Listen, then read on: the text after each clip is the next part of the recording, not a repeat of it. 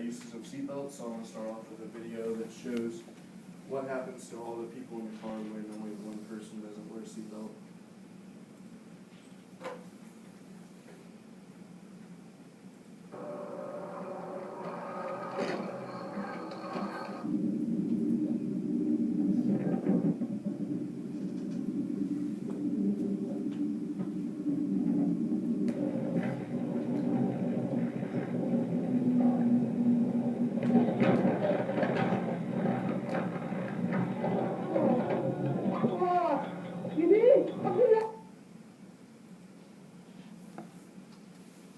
So that kind of shows that if you're not wearing your seatbelt in the car, you can fly around and hurt people that even are wearing their seatbelt.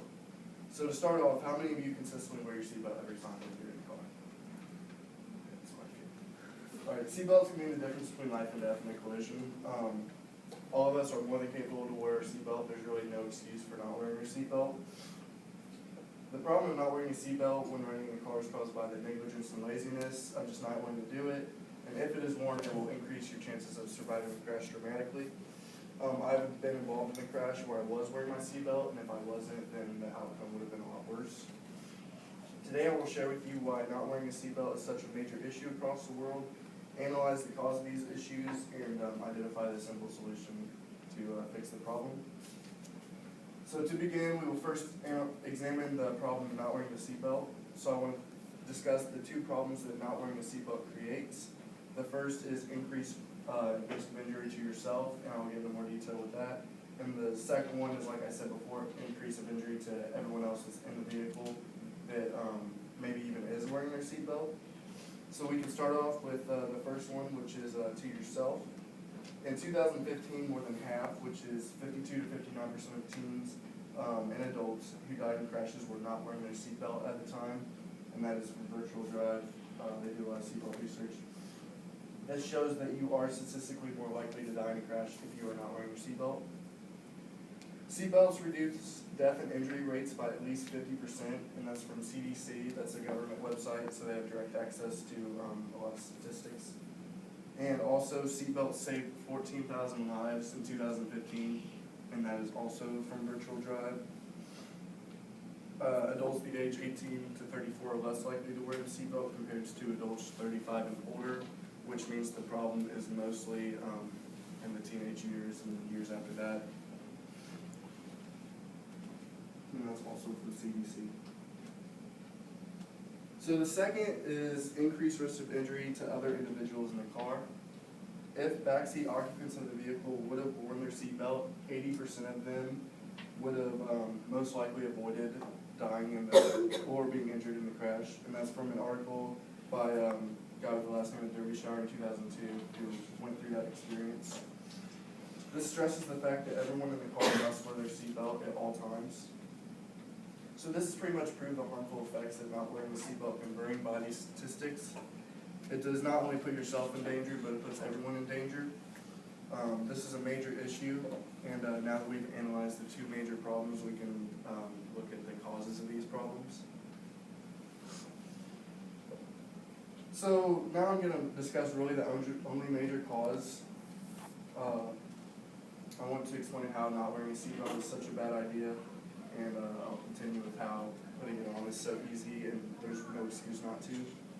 So in 2015, 6.1% of teens reported that they rarely ever wear their seatbelt, and that is from Teen Drive Source. While this is really a low number, it's still a lot of lives that are at risk based on how many people are on the roads.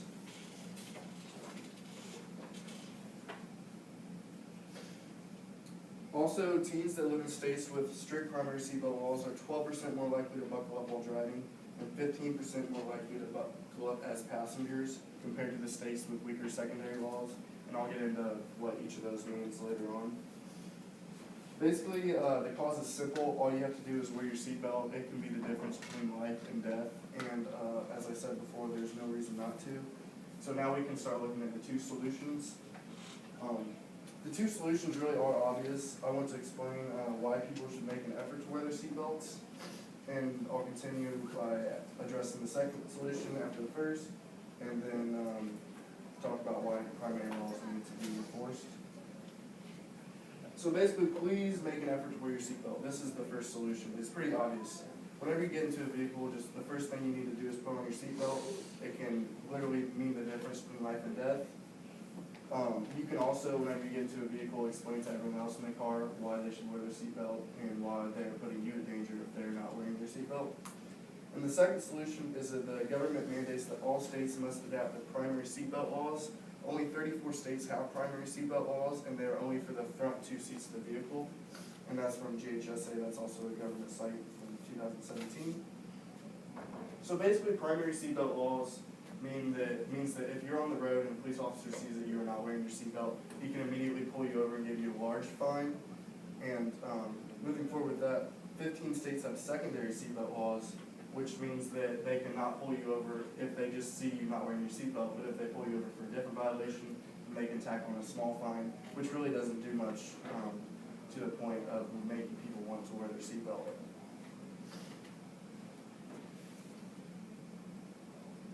So basically, the government must push that all states have primary seatbelt laws for both the front and rear seats, because if you are in the rear seat, you can fly to the front as well. That really doesn't make sense, in my opinion.